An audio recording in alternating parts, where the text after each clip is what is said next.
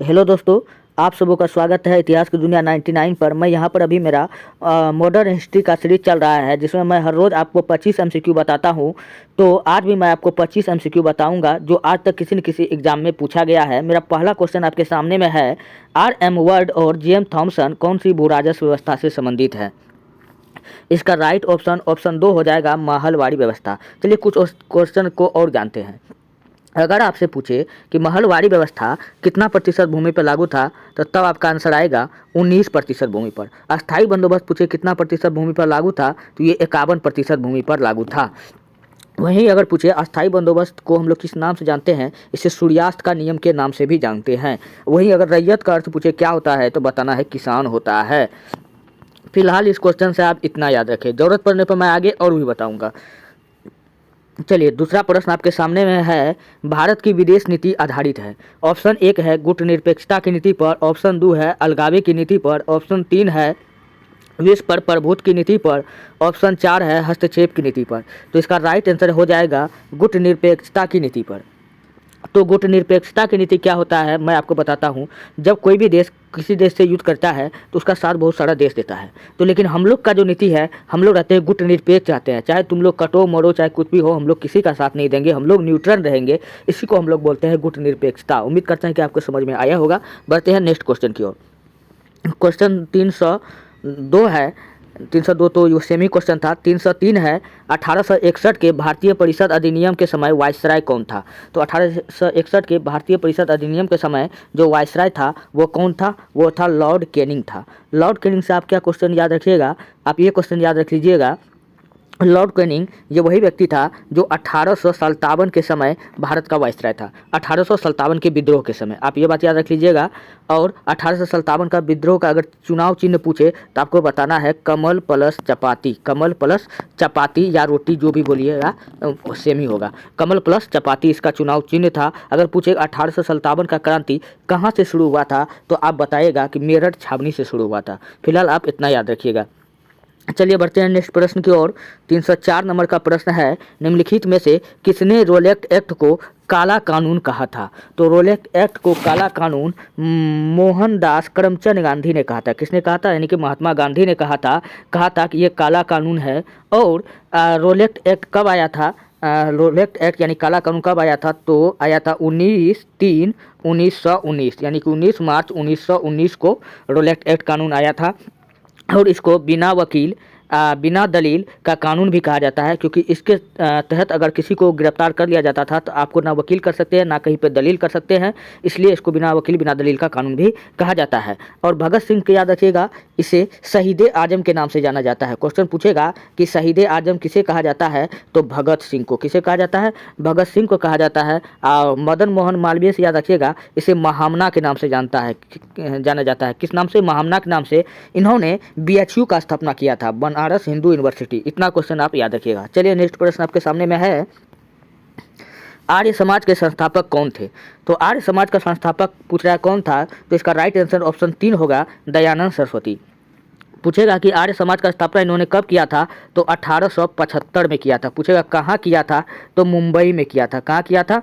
मुंबई में किया था आर्य समाज का स्थापना। और स्वामी दयानंद सरस्वती से याद रखिएगा, इन्होंने वेदों की और लोटों का नारा दिया था। पूछेगा वेदों की और लोटों का नारा किसने दिया था? इन्होंने ही दिया था। और इसका किताब का नाम याद रखिएगा, सत्यार्थ प्रकाश। क्या नाम रखिएगा? सत्यार्थ प्रकाश। इसका बचपन का नाम अगर पूछे क्या था, तो बताइएगा मूल शंकर। क्या नाम था? मूल शंकर नाम था। तो इतना बात आप स्वामी दयानंद सरस्वती से याद रखिएगा। और राजा राम मोहन राय से बारे में याद रख लीजिएगा कि राजा राम मोहन राय ने 1828 ईस्वी में ब्रह्म समाज का स्थापना किया था। इन्हें पत्रकारिता का अग्रदूत भी कहा जाता है। और विवेकानंद से याद रखिएगा कि इसका बचपन का नाम था नरेंद्र नाथ। क्या नाम था? नरेंद्र नाथ नाम था। इसे तूफानी हिंदू के नाम से कहा जाता है। और विवेकानंद का गुरु का नाम पूछे तो रामकृष्ण परमहंस। इतना बात आप याद रखिएगा। फिलहाल क्वेश्चन पूछा है आर्य समाज का संस्थापक कौन था, तो इसका राइट आंसर ऑप्शन 3 हो जाएगा, दयानंद सरस्वती। चलिए बढ़ते हैं नेक्स्ट प्रश्न की ओर। नेक्स्ट प्रश्न है, स्वामी सहजानंद संबंधित थे। स्वामी सहजानंद का पूछ रहा है कि वो किससे संबंधित था। तो जो स्वामी सहजानंद था वो बिहार में किसान आंदोलन से संबंधित था। तो इसका राइट आंसर ऑप्शन 3 हो जाएगा। बढ़ते हैं नेक्स्ट प्रश्न की ओर। क्वेश्चन आपके सामने में है, गांधी जी ने अहमदाबाद से दांडी की यात्रा किस लिए की थी। तो हम सबको पता है कि गांधी जी ने अहमदाबाद में एक आश्रम पड़ता है, साबरमती आश्रम। कौन आश्रम पड़ता है? साबरमती आश्रम। यहाँ से 24 दिन का पैदल यात्रा 240 मील तक की दूरी तय किया था अपने आदमी के साथ मिल करके, अपने सहयोगी के साथ मिल करके। तब जाकर के नमक कानून को तोड़ा था। क्या तोड़ा था? नमक कानून को तोड़ा था। वो जो नमक होता है, नमक पर से हमारा नमक जो था, नमक पर टैक्स हम लोगों को देना पड़ता था अंग्रेज सरकार को। तो इस नमक कानून को तोड़ा था, महात्मा गांधी ने तोड़ा था। और जिसमें 22वें या 23वें दिन गांधी जी को गिरफ्तार कर लिया जाता है। तो आप क्वेश्चन बताइए कि 22वें और 23वें दिन जब गांधी जी को नमक सत्याग्रह के दौरान जब गिरफ्तार कर लिया जाता है, तब उस यात्रा को पूरा कौन कराता है? तो आपका आंसर आएगा अब्बास तैयब जी। इसका राइट आंसर क्या हो जाएगा? ऑप्शन 2 हो जाएगा। जब वो क्वेश्चन पूछे तब बताना है। असहयोग आंदोलन पूछे कब हुआ था? तो 1920 में हुआ था, 1 अगस्त 1920 को हुआ था। लॉर्ड इरविन समझौता पूछे कब हुआ था?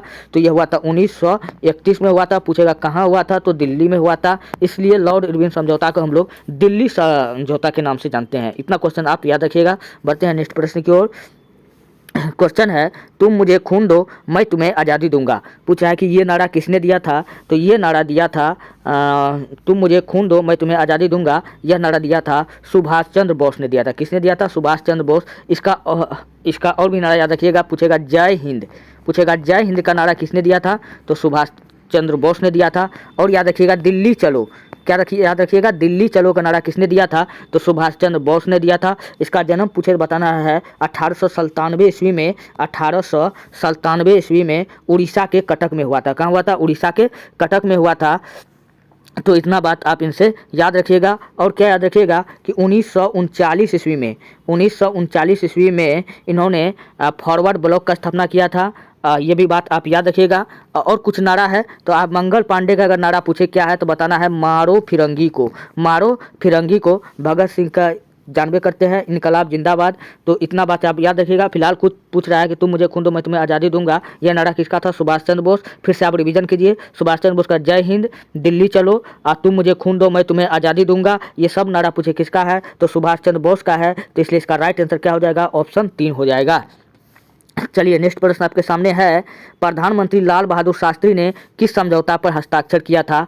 तो प्रधानमंत्री लाल बहादुर शास्त्री ने भारत और पाकिस्तान के बीच एक समझौता हुआ था जो रूस के ताशकंद में हुआ था। इस समझौता को हम लोग ताशकंद समझौता के नाम से जानते हैं। यह समझौता जो हुआ था उस समय भारत के प्रधानमंत्री लाल बहादुर और वर्सेस में पाकिस्तान के नल्ला पाकिस्तान के पीएम अयूब खान के बीच में हुआ था यह समझौता। तो इसका राइट आंसर क्या हो जाएगा? ताशकंद समझौता। और लाल बहादुर से क्वेश्चन क्या रखिएगा? इसका समाधि स्थल को हम लोग विजय घाट के नाम से जानते हैं। इन्होंने एक नारा दिया था, क्या दिया था? जय जवान जय किसान। पूछेगा नारा किसने दिया था? तो लाल बहादुर शास्त्री ने दिया था। आप इतना बात याद रखिएगा। फिलहाल इसका राइट आंसर ऑप्शन 2 होगा, ताशकंद समझौता। चलिए नेक्स्ट प्रश्न आपके सामने में है 310 नंबर का कि हिंदू महासभा के संस्थापक कौन थे। हिंदू महासभा के संस्थापक पूछ रहा है तो ये कौन था। तो इसका राइट आंसर मैंने पहले भी बता चुका हूँ कौन था। पंडित मदन मोहन मालवीय था। अब पंडित मदन मोहन मालवीय से याद रखिएगा कि 1919 में, कब? 1919 में जब जालियांवाला हत्याकांड हुआ तो इसका जांच के लिए एक कमेटी बनाया गया था, हंटर कमेटी। कौन सा कमेटी? हंटर कमेटी, जिसका अध्यक्ष किसको बनाया था? मदन मोहन मालवीय बनाया था। और मदन मोहन मालवीय वही व्यक्ति है जिन्होंने बीएचयू का स्थापना किया, बीएचयू बनारस हिंदू यूनिवर्सिटी। भगत सिंह को हम लोग शहीद आजम के नाम से जानते हैं, ये भी बात याद रखिएगा। चलिए भगत सिंह की अगर मृत्यु पूछे तो 23 मार्च 1931 को हुआ था। 23 मार्च 1931 को हुआ था पाकिस्तान के लाहौर जेल में। इन्होंने अंतिम समय में कार्ल मार्क्स और लेनिन का बुक पढ़ रहा था। इतना क्वेश्चन आप याद रखिएगा। चलिए नेक्स्ट प्रश्न आपके सामने में है, 1857 के विप्लव के दौरान बिहार में विद्रोहियों का नेतृत्व किसने किया था। तो यहाँ बिहार में पूछ रहा है तो बिहार में किसने किया था। तो बिहार में किया था 80 वर्ष के उम्र में अंग्रेजों का छक्का छुड़ा दिया जाता था ऐसा वीर बहादुर था जिसका नाम था वीर कुंवर सिंह। क्या नाम था? वीर कुंवर सिंह। ये आरा के जगदीशपुर के जमींदार थे वीर कुंवर सिंह। और वीर कुंवर सिंह ये कौन था? बिहार में 1857 के क्रांति के समय का यह नेता था। उसी प्रकार पूछे 1857 का क्रांति के समय पटना में कौन नेता था। पटना में था एक पुस्तक विक्रेता था जिसका नाम था पीर अली। क्या नाम था? पीर अली, तो ये याद रखिएगा। उसी प्रकार पूछे कि लखनऊ में कौन था इसका नेता 1857 का, तो आप बताइएगा बेगम हजरत महल। चलिए मैं आपको बोल रहा हूँ, आप नोट करते जाइए। लखनऊ में कौन था? बेगम हजरत महल, जिन्हें हम लोग महक परी के नाम से जानते हैं। और उसी प्रकार पूछे कि झांसी में कौन था, तो रानी लक्ष्मीबाई। कौन थी? झांसी में रानी लक्ष्मीबाई। और कानपुर में पूछे कौन था, तो नाना साहब था। कौन था? नाना साहब। और नाना साहब का अगर वास्तविक नाम पूछे तो बताना है धोधू पंत। क्या नाम था? धोधू पंत, धोधू पंत। इतना बात आप याद रखिएगा। चलिए मैं आगे नेक्स्ट प्रश्न मैं आपको बताता हूँ। क्वेश्चन है, निम्नलिखित में से किसकी स्थापना सुभाष चंद्र बोस द्वारा किया गया था? तो मैं अभी मैं आपको बता करके आया हूँ कि सुभाष चंद्र बोस ने किसका स्थापना किया था। तो ऑप्शन 4 में दिख रहा है, द फॉरवर्ड ब्लॉक। कब किया था? तो 1939 में किया था फॉरवर्ड ब्लॉक का स्थापना। और नौजवान सभा का स्थापना किसने किया था? तो भगत सिंह ने किया था। तो BS ने किया था, भगत सिंह ने पूछेगा किसका स्थापना किया था? नौजवान सभा का किया था। सोशलिस्ट पार्टी, इसको हम लोग कहते हैं HRA, हिंदुस्तान थोड़ा दिमाग में नहीं आ रहा। चलिए मैं नेक्स्ट प्रश्न की ओर बढ़ता हूँ। चलिए 313 नंबर का प्रश्न आपके सामने में है कि ब्रह्म समाज का संस्थापक कौन था? तो मैं पहले भी इस क्वेश्चन का डिस्कशन कर चुका हूं। तो ब्रह्म समाज का स्थापना किया था राजा राम मोहन राय। किसने किया था? राजा राम मोहन राय। कब किया था? 1828 ईस्वी में किया था। अच्छा, इसका जन्म पूछे कब हुआ था? तो 1774 ईस्वी में हुआ था। कहाँ हुआ था? बंगाल के राधानगर में। कहाँ हुआ था? बंगाल के राधानगर में इसका जन्म हुआ था। और क्या याद रखिएगा कि इनका मृत्यु पूछे कब हुआ था? तो 1833 ईस्वी में। कब हुआ था? 1833 ईस्वी में इंग्लैंड में हुआ था। इंग्लैंड यानी ब्रिस्टल में। इंग्लैंड में एक शहर पड़ता है ब्रिस्टल। इंग्लैंड के ब्रिस्टल शहर में इनका मृत्यु हो गया था। इस प्रकार विदेश में मरने वाला ये प्रथम नेता था। विदेश में मरने वाला यह प्रथम नेता था। और इसका मृत्यु जो होता है इस ब्रिस्टल शहर में मेनिंजाइटिस रोग के कारण हो जाता है। और मेनिंजाइटिस रोग पूछे किससे होता है? तो ये बैक्टीरिया से होता है। आप इतना याद रखिएगा। स्वामी विवेकानंद, इसको हम लोग तूफानी हिंदू कहते हैं। क्या कहते हैं? तूफानी हिंदू कहते हैं। अच्छा, स्वामी विवेकानंद सर याद रखिएगा, इसका बचपन का नाम नरेंद्रनाथ था। ये तो पहले ही बता चुके हैं। एक क्वेश्चन मैं यहाँ पर और एक्स्ट्रा बताता हूँ। इन्होंने बेल्लूर मठ का स्थापना किया था। किसका? वेल्लूर मठ का स्थापना पूछे किसने किया था? तो आपको बताना है कि स्वामी विवेकानंद ने किया था। और स्वामी विवेकानंद को पूछेगा कि स्वामी का उपाधि किसने दिया था? तो स्वामी का उपाधि दिया था महाराजा खेतड़ी ने। किसने दिया था? महाराजा, राजस्थान का एक राजा है खेतड़ी, महाराजा खेतड़ी, इन्होंने इसे स्वामी का उपाधि दिया था। और इसके बारे में क्या याद रखिएगा? स्वामी विवेकानंद ने खुद वेदांतियों का वेदांत पूछे किससे कहा है? तो आप बताइएगा फ्रेडरिक मैक्स मूलर। इतना क्वेश्चन आप याद रखिएगा। दयानंद सरस्वती के बारे में तो कितना बात बताए, सत्यार्थ प्रकाश इनका बुक है। 1875 ईस्वी में इन्होंने क्या किया था? आर्य समाज का स्थापना किया था, मुंबई में किया था। ये बताए। वेदों की ओर लौटो इनका नारा था। इनका बचपन का नाम मूल शंकर था। ये भी बताई थी। ये मूर्ति पूजा का विरोधी था। चलिए नेक्स्ट प्रश्न की ओर बढ़ते हैं। अगला प्रश्न है, महाराष्ट्र में गणपति महोत्सव की शुरुआत करने वाले थे। तो महाराष्ट्र में अगर पूछे कि गणपति महोत्सव का शुरुआत किसने किया था, तो इसका राइट आंसर होगा BGT, बाल गंगाधर तिलक। अच्छा, और भी बाल गंगाधर तिलक से कुछ क्वेश्चन याद रखते हैं। इनका मृत्यु तब हुआ था जब भारत में असहयोग आंदोलन चलाया गया था 1 अगस्त 1920 को। अच्छा, बाल गंगाधर तिलक का अगर पत्रिका पूछे तो आपको बताना है मराठा और केसरी। मराठा और केसरी। अच्छा, मराठा जो पूछेगा कि ये किस भाषा में था, तो ये तो मराठा जो था ये इंग्लिश भाषा में था। मराठी मत लगाना है, नहीं तो गलत हो जाएगा। मराठा इंग्लिश भाषा में था। और केसरी पूछे किस भाषा में था, तो ये था मराठी भाषा में था। केसरी किस भाषा में था? मराठी भाषा में था। अच्छा, केसरी जो था ये दैनिक था, मतलब ये रोज आता था। और जो इंग्लिश भाषा में था मराठा या मराठी, तो ये जो था ये साप्ताहिक था। ये क्या था? साप्ताहिक था। इतना याद रखिएगा। और बाल गंगाधर तिलक को हम लोग लोकमान्य के नाम से जानते हैं। किस नाम से जानते हैं? लोकमान्य के नाम से जानते हैं। इन्होंने इसके बारे में सबसे इम्पोर्टेंट क्वेश्चन जो यहाँ पर है, इन्होंने महाराष्ट्र में, कहाँ? महाराष्ट्र में गणपति महोत्सव मनाना शुरू कर दिया। और युवाओं को एकत्र करने के लिए गणपति और एक तो महोत्सव मनाया था, शिवाजी महोत्सव। क्या? शिवाजी महोत्सव पूछे किसने मनाया था? तो इन्होंने ही मनाया था युवाओं को एकत्रित करने के लिए। आप इतना बात याद रखिएगा। चलिए बढ़ते हैं नेक्स्ट प्रश्न की ओर। नेक्स्ट प्रश्न आपके सामने में है 315 नंबर का, स्वामी विवेकानंद का जन्म कब हुआ था? स्वामी विवेकानंद के बारे में बहुत सारा हम डिस्कस किए, जो नहीं किए थे कुछ और इस क्वेश्चन में कर देते हैं।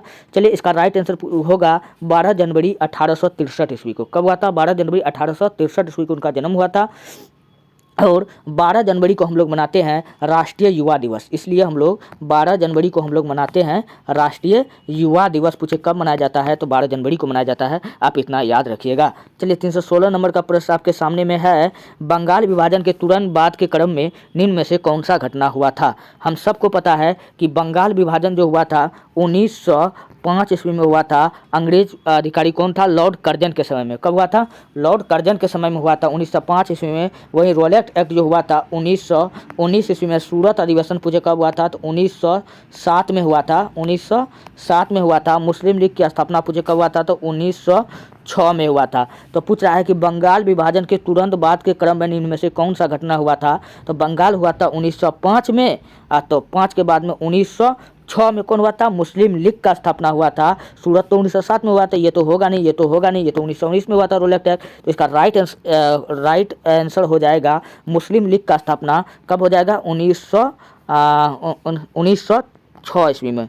कब हो जाएगा, 1906 ईस्वी में, क्योंकि बंगाल का विभाजन कब हुआ था, 1905 ईस्वी में। तो इसके बाद क्या हुआ था, 1906 में मुस्लिम लीग का स्थापना आगा खां और सलीमुल्लाह खां ने किया था। कहाँ किया था, ढाका में किया था, बांग्लादेश की राजधानी ढाका में किया था। चलिए आप इतना याद रखिएगा। चलिए बढ़ते हैं नेक्स्ट प्रश्न की ओर।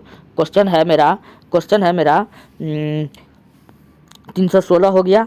317 नंबर, सत्यशोधक समाज की स्थापना पूछ रहा है किसने किया था। तो भैया जो सत्यशोधक समाज का स्थापना जो था वो किया गया था ज्योतिबा फूले के द्वारा। किसके द्वारा किया गया था, ज्योतिबा फूले के द्वारा किया गया था। और ज्योतिबा फूले का अगर पत्नी पूछे कौन थी तो बताना है सावित्रीबाई फूले। कौन थी, सावित्रीबाई फूले। इतना बात याद रखिएगा। चलिए 317 हो गया। और 308, चलिए आठवरंग पांडुरंग के बारे में थोड़ा सा इसके बारे में जान लेते हैं। इन्होंने प्रार्थना समाज का स्थापना किया था। किसका किया था, प्रार्थना समाज का स्थापना किया था। तो आप ये भी बात याद रखिएगा। चलिए बढ़ते हैं नेक्स्ट प्रश्न की ओर। क्वेश्चन है, पिंडारियों के दमन का श्रेय किसे दिया जाता है। तो पिंडारियों का दमन का श्रेय जाता है लॉर्ड हेस्टिंग को, वारेन हेस्टिंग को, लॉर्ड क्लाइव को, लॉर्ड कर्जन को। तो इसका राइट आंसर होगा ऑप्शन 4, वारेन हेस्टिंग्स को जाता है। आप ये बात याद रखिएगा। और लॉर्ड क्लाइव कौन था, बंगाल का प्रथम गवर्नर जनरल था। लॉर्ड कर्जन कौन था, इसके समय बंगाल विभाजन 1905 ईस्वी में हुआ था, यही वो व्यक्ति था। तो आप इतना बात याद रखिएगा। बढ़ते नेक्स्ट प्रश्न की ओर।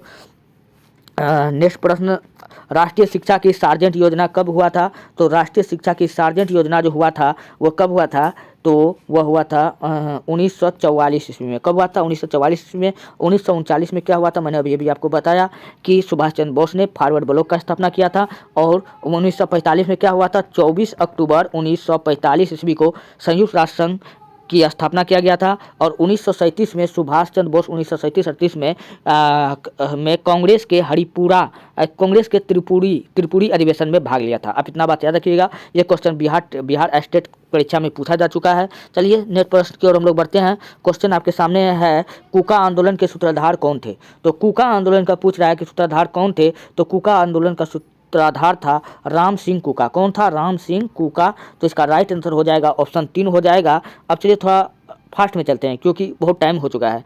चलिए नेक्स्ट प्रश्न की ओर हम लोग बढ़ते हैं, जिसको बता दिए उस पर आप डिस्कस नहीं करेंगे। न अपील, न वकील, न दलील। पूछेगा किस कानून को कहा जाता है। मैंने पहले भी बताया था 1919 ईस्वी में जब रोलेट एक्ट आया था तो इसको कहा गया था न अपील, न वकील, न दलील का कानून। क्योंकि इसके खिलाफ ना आप कहीं अपील कर सकते हैं, ना ही आप किसी वकील को कर सकते हैं, ना कहीं दलील कर सकते हैं। इसलिए इसको हमने कहा था, क्या कहा था, रोलेट एक्ट कब आया था, 1919 में आया था। तो इसका राइट आंसर क्या हो जाएगा, मार्लो मिंटो सुधार और मोंटेग्यू चेम्सफोर्ड सुधार। आप बताएं कि ये कब आया था। चलिए बढ़ते हैं नेक्स्ट प्रश्न की ओर। प्रश्न है, चिटगांव आर्मेडी रेड एक क्रांतिकारी घटना थी, यह चिटगांव वर्तमान में कहाँ है। तो भैया देखिए चिटगांव जो है ये वर्तमान में अभी है बांग्लादेश में पड़ता है। चिटगांव कहाँ पड़ता है, बांग्लादेश में पड़ता है। कि यही बात पूछा है कहाँ पड़ता है, तो आप ये बात याद रख लीजिए, बांग्लादेश में पड़ता है।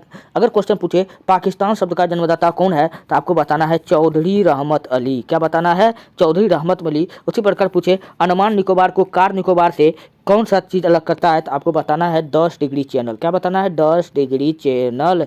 उसी प्रकार पूछे भारत को भारत को पाकिस्तान से क्या अलग करता है, तो आप कमेंट में बताएं। ये भी काफ़ी फेमस क्वेश्चन है, हमको तो लगता है कि क्वेश्चन जवाब सब कोई जानता होगा, इसलिए मैं इसका नहीं बता रहा हूँ।